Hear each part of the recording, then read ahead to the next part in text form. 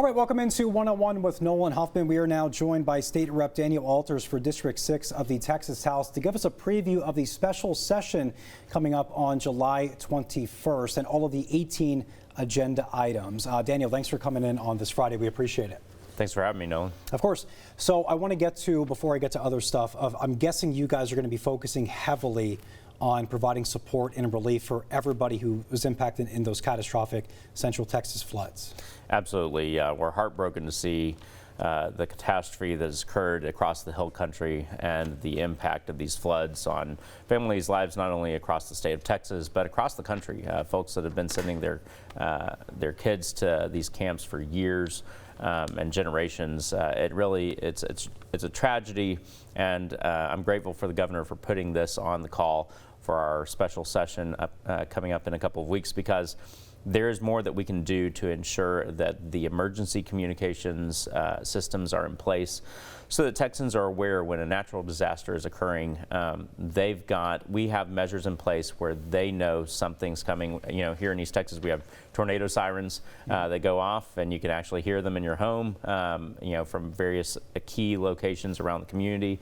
And I think something like that where residents or folks who are camping along the river, they actually can hear some kind of a warning system. I think that's going to be something that's going to be important for our conversation during this upcoming special session, so that we have the tools in place for Texans to be safe and protected. What do you make of, before I get to something else, what do you make of the criticisms right now of some people who are, I don't want to say attacking, but are going after what the responses might have looked like on that tragic day?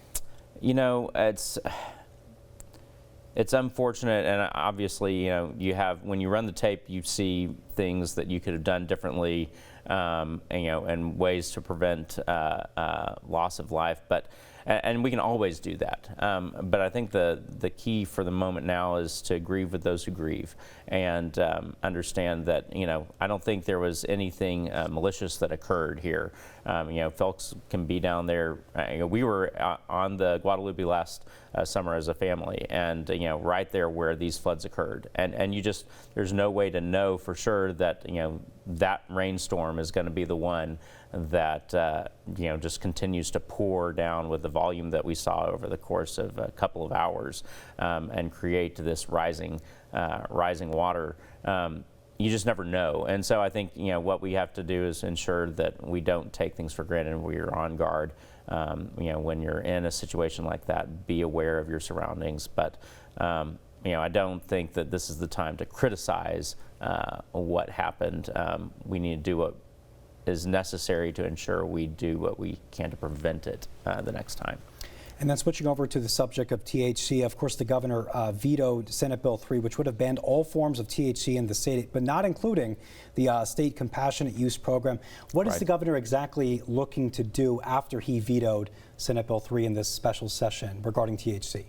Well, in his veto, he specified that he wants something that will be able to go into effect and not get held up in court for the next 2 years, and or however long that takes. And so he wants something that'll be effective on day one, and that's going to require striking a balance between protecting our communities, our kids who are addicted. They find these drugs to be something that is addictive for them, and they inevitably start on a path that is really damaging not only to them but to those around them. I've talked to folks repeatedly who have a family member who has become addicted, started with using THC products, and it's gone downhill from there. And I think that's something that we need to take into consideration, is that a lot of these products are marketed towards kids, and so we need to ensure that our young people are protected, our communities are safe, as well as make sure we're not doing something that is overboard in removing businesses' ability to operate. If they're operating within the bounds of the law, then we don't need to be shutting down those businesses. Were you surprised he vetoed the bill? No, the legislature looked at it, and we wanted a full reset essentially, and start back from square one. That was kind of the goal of the legislation that we passed, and what the Senate was pushing for, and the House worked with the Senate to get that done at the end of the day, while expanding the compassionate use program that you mentioned. But there was a lot of backlash on that, and so I'm not surprised that the governor took a hard look at that to determine, is this the best route we need to take? So, we'll go back and we'll figure it out. Yeah, and then improving our state's water supply and everything along those lines here in the state is also on that 18 agenda item list. What can you tell us about that? What could we expect when it comes with that topic? Yeah, there's a few things that the governor added that, there's tweaks that need to be made. There's some issues related to water that I know we're going to address. We expanded the investment that the state has in our water infrastructure during the regular session, and that was an important step in ensuring that the state of Texas has the water resources we need to be successful. But there's still more we can do, and then I think it's likely that we take a look at, one of the hot button issues for East Texans is the use of groundwater, and an issue that we're hearing from our neighbors in Henderson and Anderson counties right now is the potential for someone to drill multiple wells on their personal property and capture that water and move it outside of the basin. And so there's areas where we need to continue to look and see, do we have the laws in place, the regulations in place to protect those vital resources? I expect that that's going to be part of the issue that part of the water issue that we're looking at in the special session. And then the STAR test is also on that list. I guess Right. if you grew up here in Texas, you either love it, you either hate it. I didn't grow up taking it. I was back in Pennsylvania. But you told me about during our live interview this morning, a lot of lawmakers are on that side of supporting eliminating it and maybe finding something more effective. Can you expand upon that a little bit? Yeah, I think what we found in conversation, not only in the chamber, but as we were campaigning and talking with our educators here in East Texas and in District 6 here in Smith County, is there were a few priorities for educators. One, you needed to be able to pay your teachers more, and we needed to see dollars go to the classroom. We fixed that during the legislative session this year. We provided a historic $8.5 billion in additional funding, and a lot of that, like nearly half of that, was geared towards getting those funds into classrooms and to teachers. But the number two issue was the STAR test. It was a frustration for teachers, and I think it's a frustration for parents and students as well, because it wasn't effective in ensuring that students continue to learn. You've got teachers who are teaching to the test, administrators who are feeling this pressure to make sure that they're strategizing all year long on how to make sure they perform to the test, and that's not what education is about. It's about a whole lot of maturing that is occurring in the classroom, and teachers are the most important, aside from a parent, most important people in a child's life. And so we wanted to see an opportunity for that evaluation to change and be more in line with what we want to see teachers able to do in the classroom, and allow them to perform the way their students are going to be best served. Then property taxes, that's the thing a lot of other Texans are going to be watching out for. Mm-hmm. What more can you tell us specifically you guys are going to be focusing on with cutting property taxes? Well, as you know, the state does not levy property taxes at the state level, and so the challenge has been over the last several years, what can the state do with the revenue that we generate from sales taxes, from oil and gas, from franchise taxes? What can we do to take in the revenue that we're getting from other avenues and buy down the property tax burden that local constituents are feeling?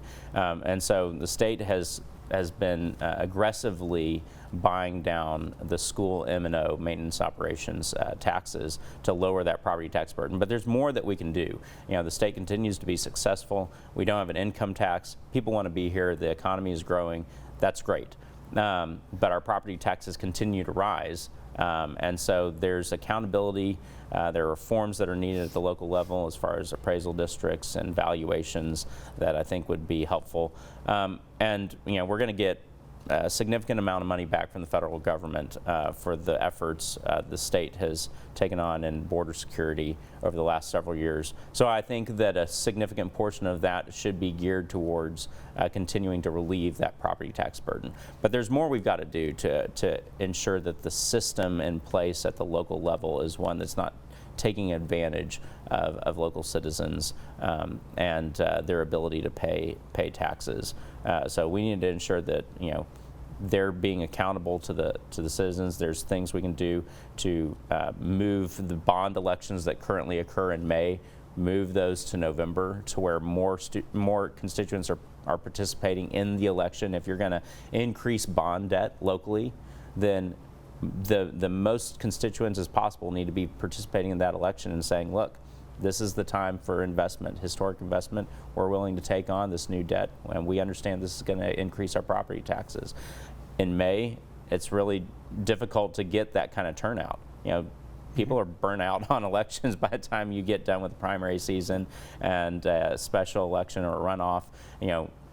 They're done, and there's a lot going on in May. It's best if we move those bond elections to November, I think, and everyone expects items to be on the ballot. I think that would be a key part of the reforms that are necessary to curb the increase in property taxes in the state. Yeah, one of my final questions to you, of course, you and Brian Hughes were in Smith County yesterday holding a town hall. Yes. It was about the special session, correct? And right. How exactly did it go? We covered it. Our very own Rachel Davis was there. How did it go for you specifically? Did you get what you wanted out of it? Yeah, it's a great opportunity to engage with the folks that we represent. My job is to represent East Texas values in the legislature and make sure that we're passing laws that are in line with the views of the folks back home. And it's it can be challenging to make sure you don't get caught up in the bubble that exists in Austin and stay engaged. And I think part of making sure you're grounded in your views and make sure you're not a part of that bubble is holding town halls, talking to the folks who elected you. Make sure that you're accessible, and that's what we got done last night. We'll do more of those kinds of events and just making sure that folks know what happened during the legislative session.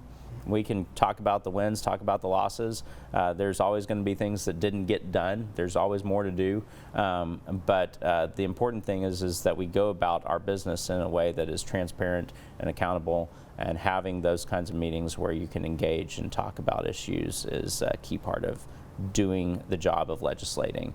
And so we're pleased with it, great turnout, and excited for the next one. And then finally here, out of all the items and when it's all said and done, when the special session ends, what do you guys have to get done there before the special session ends? What's the #1 priority right now, at least in your opinion? In my opinion, I know that, I know the governor wants to see the flood emergency response issue resolved, and I think you're going to see everybody come together to get that done. I think the THC issue is going to be one that is front and center, and we've got to get that done during a special session. If we don't get the job done, I don't want to imagine what the governor is going to do if we don't get something accomplished. We're going to be more than likely back down there again. So those two things are a priority, and I think the third is going to be redistricting. That's an issue that's important to the future of the country, and we need to make sure we get something done on that. All right, Daniel, thanks for joining me. Appreciate it. We appreciate it. And then don't forget, you can catch this full interview on YouTube, Instagram probably, and also don't forget our website, that is KETK.com.